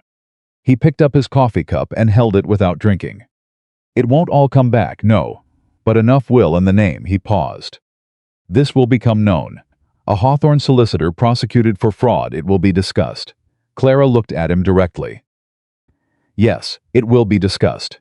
And the discussion will be that the Duke of Waverly identified the fraud, documented it completely, and pursued legal accountability without flinching. That not a story that diminishes the name. Edmund was quiet for a moment. You've thought about the framing. I've thought about everything, she said. For 2 months. He looked at her long, steady, with the attention he had been giving her more consistently since the morning she had laid the file on his desk. It was a different kind of looking than the courteous, glancing acknowledgement of their first year together. He was actually seeing her in the way people sometimes begin to see someone only after the moment when it almost became too late. I'm going to say something, he said carefully, and I need you to let me finish it before you respond. She set down her teacup. She waited. I have been a poor husband, Edmund said. Not in the formal sense, not in provision or courtesy, or any of the measurable categories a man of my position is trained to think about. In the sense that matters. I brought you into this house and I assigned you a role, and I watched you exceed it in every possible direction, and I didn't see it because I had already decided what you were. He stopped. The night I told William I married you out of duty, I believed it when I said it. I believed it because I had never tried to know you. A man who has never tried to know something can believe almost anything about it. Clara held very still. I am not asking you to forgive me today, Edmund continued. I'm not asking you to change what you've decided about us, or about the file, or about any of it. I'm asking you to hear me say that I was wrong. Specifically and completely wrong. And that what you did, what you built, quietly, without recognition, without any assistance from me, is the most capable and courageous thing I have witnessed from anyone in this family. The room was very quiet. Clara looked at him for a long moment. She thought about the folder on the hall table. She thought about Carver's office on Stonegate, and Pember's face when she put the ledger page between them, and Thomas frightened in the corridor, and Mrs. Alderton's steady eyes. She thought about £30,000 moving through falsified records for 6 years while the men responsible smiled at Christmas tables and called themselves loyal. She thought about Edmund, standing at his study window, saying his father had died, believing he had failed. I heard you, she said. He nodded. That is not the same as forgiveness, she said. I need you to understand that, I do. Hearing you, and believing you mean it, and being willing to see what comes next, that is where I am. She paused. It's not nothing, but it's not everything either. I know, Edmund said. I'm not asking for everything. Not today. She picked up her teacup again. He picked up his coffee. Outside, the December morning moved forward, the way mornings do, without asking permission, without pausing for the conversations happening inside. "The Christmas distribution is tomorrow," she said. "Pember has the gift list prepared. He'll need you to review the North Valley allocations. Some of the families had a harder autumn than expected." Edmund nodded. "I'll go to Pember this morning. And the Fenwick situation, Carver will need your instruction on the asset recovery timeline before the new year. I'll write to him today." "Good." She set down her cup. "There's one more thing." He looked at her. "Arthur Meade," she said. The clerk who left Hobson's office. His testimony made the difference between a strong case and an unassailable one. "He has a family. He has been out of reliable work since he left Hobson's employ." Edmund looked at her steadily. "What are you asking?" "Pember's assistant position has been vacant since September. He mentioned it to me last month." She held Edmund's gaze without blinking. "Meade is thorough, principled, and has demonstrated that he places honesty above self-interest, at considerable personal cost. Those qualities are not easy to find." Edmund was quiet for a moment. "You want me to offer him a position. I want you to consider it. The decision is yours." He looked at her for a moment longer. "Send me his particulars.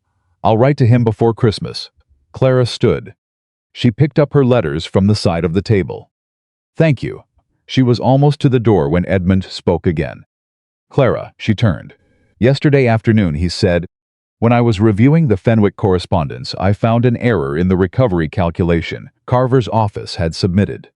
A transposition in the interest figures. If it had gone forward uncorrected, we would have understated the recoverable amount by roughly £800. She waited. I corrected it and sent the amended calculation back to Carver." He paused. "And then I sat there for a moment thinking about how long you've been catching things exactly like that in this house. And what it has cost you to do it without anyone ever noticing." His voice was even. But the evenness was doing more work than usual. "I noticed." Clara looked at him across the room. £800 is not nothing," she said quietly. "No," Edmund said, "it isn't." She held his gaze for one more moment, then turned and walked to the door. She did not look back. But she felt for the first time in a very long time that someone was watching her leave a room, not to see where she was going, but because her presence, now that it was finally seen, left a different quality of absence behind it. She went upstairs to her sitting room. She unlocked the traveling case. She sat for a moment looking at the file, all of it. Every document, every sworn statement, every carefully dated notation in her small, precise hand. Then she took out a single sheet of paper and wrote a short note to Carver. She told him she would be reviewing the asset recovery timeline in full before the new year, and that she expected to remain involved in every subsequent legal decision until the case was formally closed. She signed it with her full name and title. She sealed it. She put it with the others on the writing desk. The file remained in her name. The case was not finished. Edmund had said the right things, and she believed he meant them. And believing was not the same as knowing, and knowing would take time. But something had shifted in the weight of it, not lifted, but redistributed, shared finally between two people, instead of carried alone by one. She looked at her name on the sealed envelope. It was a good name. She had worked hard to make it mean something. She intended to keep it meaning something. Whatever came next. Christmas came to Waverly Manor the way it always had, the hall decorated, the kitchen producing things that smelled of cinnamon and wood smoke. The tenant gift distribution completed on the 23rd with Edmund present and attentive in a way that Pember noted quietly to Mrs. Alderton afterward was different from previous years. Different in the specific way of a man who has started paying attention. Clara managed the Christmas preparations the way she managed everything thoroughly, without announcement, making certain that what needed to happen happened cleanly, and that the people carrying the weight of it were acknowledged for carrying it. She had always done this. The difference this year was that Edmund watched her do it. And watching was something he had not made a habit of before. He watched her at the tenant distribution the way she remembered names. Not just of the tenants themselves, but of their children, their aging parents, the particular circumstances of the harder families, without making the hardship visible in a way that would embarrass anyone. He watched her speak to the North Valley representative, who had been uncertain about the drainage improvements, and in 4 minutes of conversation settle every concern the man had been carrying since October. He watched her, And he said nothing because there was nothing to say that would not sound like a man narrating his own failure to see what had always been in front of him. On Christmas Eve, they sat together in the drawing room after dinner. The fire was well built, and the house was quiet. The staff had been given the evening. Mrs. Alderton's one consistent holiday insistence that Edmund had never once questioned. Clara had a book she wasn't reading. Edmund had a letter from Carver he had read twice and folded in his jacket pocket. Hobson accepted the settlement terms, he said. Clara set down her book. Carver confirmed this afternoon. Full cooperation with the asset recovery process in exchange for the Law Society handling his disbarment privately rather than through public criminal proceedings. He paused. The criminal referral to the constabulary stands regardless. Fenwick's testimony makes that unavoidable. But the civil settlement gives us the fastest path to recovering the assets. How much? She asked. Carver estimates $21,000 recoverable within the first 6 months. The Harrogate property goes to forced sale in January. The remainder comes from his investment accounts, £21,000 out of 30. She did the accounting without needing to write it down. The other $9,000, she said. Fenwick doesn't have it. He spent it over 6 years steadily, in amounts too small to trace cleanly. Edmund's voice was controlled, but she could hear what was underneath it, the particular frustration of a man reckoning with a loss he cannot fully reverse. Carver says we pursue what we can recover, and accept that the rest is gone. Then we accept it, Clara said. 21,000 recovered, and the mechanism stopped, is a far better outcome than the alternative. The alternative being that it continued. The alternative being that you finalized the Annesley lease renewal with Hobson on December 14th, and none of it came to light until the estate was in genuine crisis. She held his gaze steadily. What we have now is not everything we lost, but it is far more than we would have had. Edmund looked at her for a long moment. You're right, I know. Something moved across his face, that same almost expression she had seen at breakfast weeks ago. The one that lived in the territory adjacent to a smile. It was becoming more familiar, and she had not yet decided what to do with that. Carver also confirmed Arthur Meade accepted the position, Edmund said. He starts with Pember in the new year. Good. He sent a letter. Edmund reached into his jacket pocket and produced a folded page separate from Carver's correspondence. He held it out. It was addressed to you. Clara took it. She read it. It was short, a man of careful words who had spent 18 months measuring every sentence he spoke, and it said, in essence, that he had spent that time wondering whether he had done the right thing by leaving, whether silence might have been wiser, whether his conscience had cost his family more than it was worth. He said that her letter had answered every version of that question. He said he would not forget it. She folded the letter and set it on her lap. He's a good man, she said. Yes, Edmund agreed. You knew that before you met him. She looked at him. I knew what he'd done. That was enough. Edmund was quiet for a moment. The fire moved. Outside, the December night had settled fully over Yorkshire, deep and cold and completely still. I've been thinking about my father, he said. She waited. Because this was not a subject Edmund Hawthorne opened without intention. Carver's team traced the Fenwick records back further. The early discrepancies begin in 1879. He paused. My father was the Duke for those years. He died in 1882, believing he had mismanaged the estate into near ruin. He blamed himself entirely. He made me promise at the end that I would not repeat his failures. Clara said nothing. She understood she was not meant to yet. I have spent 8 years honoring that promise. Every decision I've made has been filtered through the certainty that weakness, any gap in control was what had destroyed him. He stopped. But he wasn't weak, he was robbed, slowly, carefully, by someone he trusted, while the records he reviewed showed him exactly what he was supposed to see. He exhaled.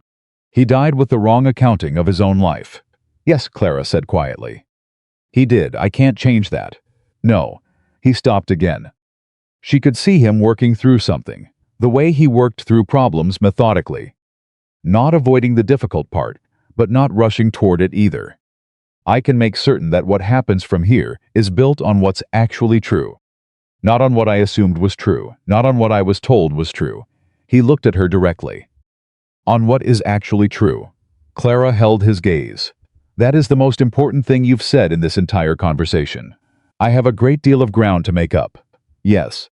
You do. I intend to make it up. I know you do, she said. I'm watching to see how. The fire shifted. She picked up her book again, not to read, but to give them both a moment to breathe before the next thing. Edmund reached for his brandy glass and held it without drinking, which was his version of the same. The new year came in quietly. January moved through Waverly with the particular combination of cold and purpose that Clara had come to associate with the estate at its best, work being done. Accounts being squared, problems being addressed without ceremony. Arthur Meade joined Pember in the estate office on the 5th of January and proved, within 2 weeks, to be exactly what Clara had assessed him to be: thorough, principled, and constitutionally incapable of letting a discrepancy pass without noting it. Pember, who had carried his own secret for 2 years with the lonely patience of a man who had no one to give it to, bloomed visibly under the arrangement. He was, Clara observed, simply a man who had needed someone to work beside. The Harrogate property went to forced sale on the 17th.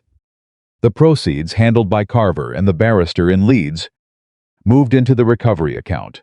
Edmund reviewed every step of the process, not just the top-line summaries, but the subsidiary documentation, the payment confirmations, the interest calculations. He sent corrections twice. Both times he was right. He had started doing this the week after Christmas. Reviewing the full records, not the summaries. He had asked Pember to restructure the quarterly reporting so that the subsidiary accounts were visible alongside the top-line figures. He had asked Meade to flag any discrepancy, however small, before it moved forward. He had not announced any of this to Clara. He had simply done it. She learned about it from Pember, who mentioned it in passing during a conversation about the spring tenant contracts. And she received the information without comment, then went home and thought about it for a long time. It was not the grand gesture, it was not the dramatic declaration.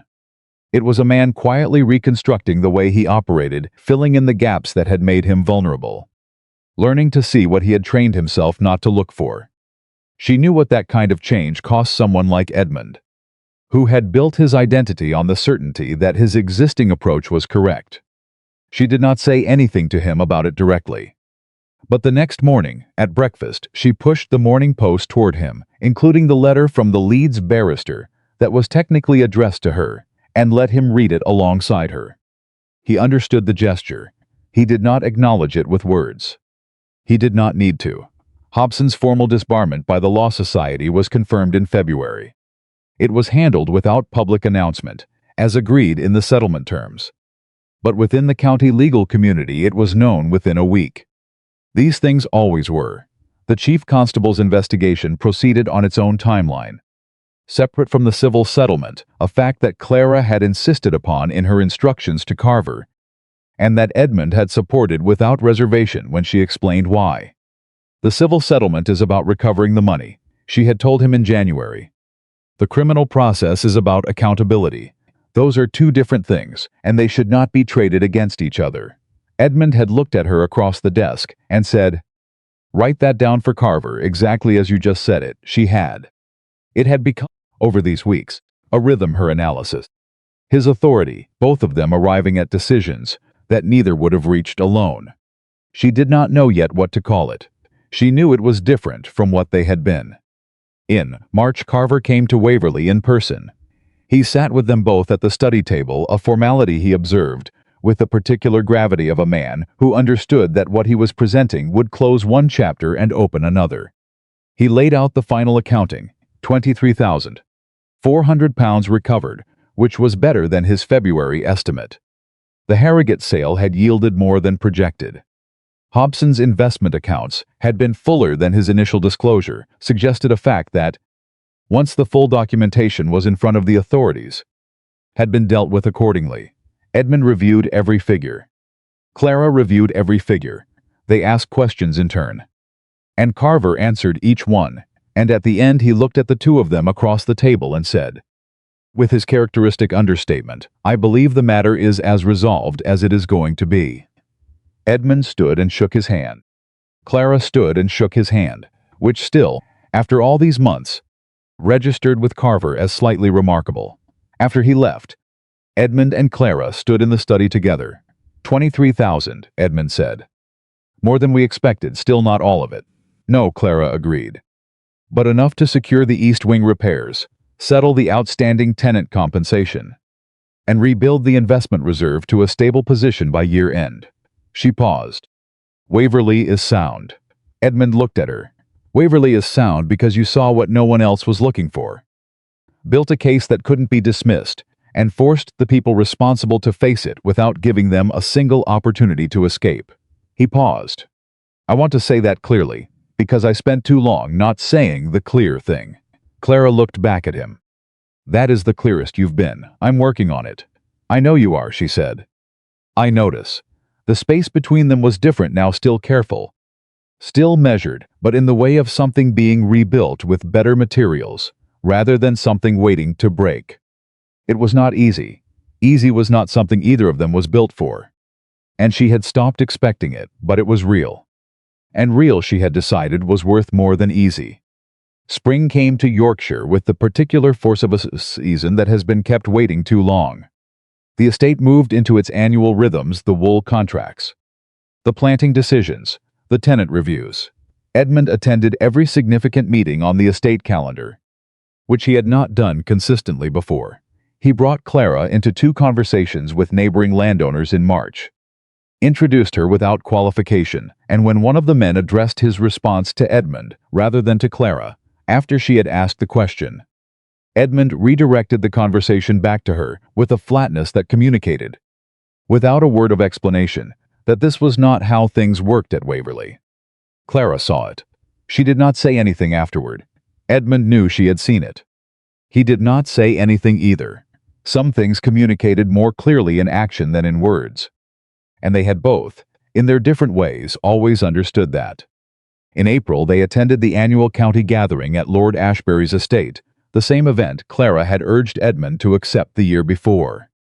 The difference this year was the way they moved through the room together, not performance. Not the correct social formation of a duke and his duchess presenting their arrangement to the county. Something less managed and more true. Lord Ashbury's wife, a sharp-eyed woman of 60 who had known the Hawthorne family for 30 years, found Clara near the terrace doors and said, without preamble, "Whatever has changed at Waverly this year, it has done the estate considerable good. The North Valley families in particular speak very highly." Clara looked at her steadily. "The estate has been given better attention than it received before." Lady Ashbury's expression was precise and knowing. "I imagine it has." She paused. "Your mother's family Devonshire, wasn't it? Your grandmother was a Cavendish." "On my mother's side?" "Yes. A very capable line." Lady Ashbury's tone made clear she considered this relevant information. "It showed in your grandmother. It shows in you." She moved away without further elaboration, which was the form her highest compliments took. Edmund appeared at Clara's side a moment later. "What did she say?" "That the estate has done well." He looked at her sidelong. "That's not all she said." "No," Clara agreed. "But it was the part that mattered." He almost smiled. The almost smile had become a more frequent resident of his face, and she had started finding it familiar in the way you find familiar a thing that was always there, but never introduced. On the drive back from Ashbury, they were quiet for a while. The spring evening had settled into something mild and clear, and Yorkshire stretched in all directions with its particular combination of severity and beauty that Clara had come to genuinely love over the course of a year that had contained more difficulty than beauty. "I want to ask you something," Edmund said. She looked at him. "When you were outside the study door in November, with the folder in your hands, what were you going to say? If you had knocked." She thought about it. She had thought about it before, in passing, but not with his eyes on her, not in the particular quality of attention he was giving her now. "I was going to tell you about the discrepancy," she said. "The pattern in the subsidiary records. I was going to lay it out clearly and ask you to bring in an independent auditor before you finalized anything with Hobson. Would you have told me about the folder? That you had been preparing it for 4 days?" She paused. "Probably not." "Why?" "Because I didn't think it would matter to you why I had it. Only whether it was useful." She held his gaze. "I had learned by November to present information in the form most likely to be acted on." The form did not include its origin. Edmund was quiet for a moment. "That is an indictment of me." "Yes," she said, "it is." He accepted it without deflecting. She had noticed he was doing this, more accepting the accurate accounting of his own failures without immediately moving to qualify or explain. It was not a comfortable thing for him. She could see the effort it took. She respected the effort, which was different from forgiving the failures, but not entirely separate from it. "I want to know," he said.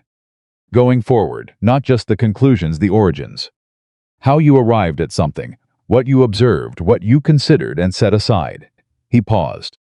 "I want to know how you think." Clara looked at him for a long moment. "That is going to be a significant change in how we operate," she said. "Yes, you'll hear things you won't agree with. I expect so. And you will need to actually engage with the disagreement rather than simply deciding I have not understood the situation. I understand that." She held his gaze. "I'm going to hold you to that, Edmund. Not as a threat. As a fact." "I know," he said. "I'm counting on it." The carriage moved through the April evening and neither of them spoke for a while, which was the good kind of quiet, the kind that had earned itself, that didn't need to be filled. Summer arrived and then moved through. And by the time the September estate reviews came around, the rhythm they had built was visible to everyone at Waverly who had eyes to see it. Pember and Mead prepared the quarterly reports in the new format, full subsidiary records, full payment trails, and brought them to the study where both the Duke and Duchess reviewed them together. Edmund signed off on the final accounting. Clara signed the letters to the Leeds firm that remained on retainer as independent auditors, which was Edmund's idea and one she had agreed to immediately. The East Wing repairs began in October, fully funded. The North Valley tenant families received the compensation adjustment that Carver had calculated as appropriate reparation for the years their lease terms had been artificially managed while the estate agent was redirecting their payments. Edmund delivered those letters personally, which he had not been asked to do but had decided to do, and which Pember reported resulted in 3 separate tenants asking, on behalf of their families, to express their continued loyalty to the Hawthorne name. It was not lost on Edmund what had made that possible. He did not let it be lost on him. In November, exactly 1 year, after Clara had stood outside the study door with a folder in her hands, Lord Ashbury hosted a winter gathering of the county's significant landholders and invited several of the region's leading solicitors and financial men. Edmund and Clara attended together. The conversation, over the course of the evening, turned to the management of large estates and the pressures of the current economic climate. And one of the visiting solicitors, a man from Harrogate, who had heard something of the Hawthorne situation without knowing all of it, asked Edmund directly how Waverly had maintained its stability through what had been a difficult year for many estates in the region. Edmund had been holding a glass of brandy. He set it down on the mantel beside him. He looked across the room to where Clara was speaking with Lady Ashbury, and the look lasted only a moment, just long enough for anyone watching to see that the answer was over there, in that direction. Then he turned back to the solicitor. "I did not save it," Edmund said. "I finally learned to listen to the woman who had been saving it all along." He paused, and something in his voice was entirely without qualification, without the careful management that had characterized his public language for as long as anyone in that room had known him. "She saw what I missed. She built what I hadn't thought to build. And she protected this family at a point when my own judgment had left it exposed." The room was quiet for a moment, in the way rooms go quiet when something true has been said that no one was entirely expecting. Lady Ashbury from across the room heard it. She looked at Clara. Clara looked back at her. Neither of them said a word. None was required. Later in the carriage home, Edmund was quiet. "You didn't have to say it like that," Clara said. "Yes, I did." He looked at her directly. "The correct accounting matters. You taught me that." She looked at him for a long moment. He held her gaze with the steadiness of a man who has learned. Finally, that being seen clearly is not the same as being diminished. "You are not the same man I married a year ago," she said. "No," he agreed. I'm not the same woman either." "I know. I've been paying attention." She looked out at the November dark moving past the carriage window. Yorkshire at night, all that severity and all that beauty and all that cold, clear space. "The file," she said. He waited. "It's still in Leeds." Still in my name, she paused. I'd like it to stay there. Not because I don't trust you. Because it belongs to me, and I built it and I want it documented. In the permanent record that I did, yes, Edmund said. There was not a single moment of hesitation. It stays in your name. It should have had your name on it from the beginning. She turned back to him. She looked at his face in the dark of the carriage, the careful face she had learned to read, with its new and still unfamiliar openness. Then we are in agreement, she said. On most things, he said. I expect we'll disagree about the rest regularly, she agreed. He reached across and placed his hand over hers, on the seat between them, not dramatically. Not with the pressure of a man making a declaration.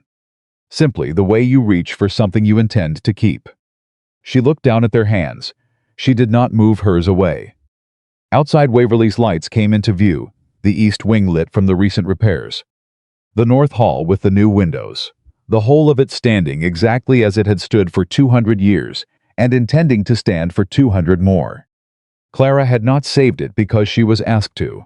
She had saved it because she understood what it meant, not to the name carved above the door, not to the title that came with it, but to the people inside it and around it, and depending on it. The people who did not have their names on anything, but whose lives were shaped by whether the thing held. It had held. She had made certain of it, and now on the other side of the hardest year of her life, she was not waiting for recognition, and she was not settling for less than what was true. She was sitting in a carriage with a man who was learning to deserve what he had been given, holding his hand in the November dark, watching her home come into view. A woman does not become valuable when someone finally notices her. She was valuable from the beginning. The only thing that changed was that Edmund Hawthorne had finally, at considerable cost and with no one to blame but himself, begun to understand the difference between a wife who performs a role and a woman who carries the weight of something that matters. He understood it now, completely, and in the way of things that are learned the hardest way, he would not forget it. Waverly's lights burned steadily against the dark November sky. The carriage turned through the gate and came home.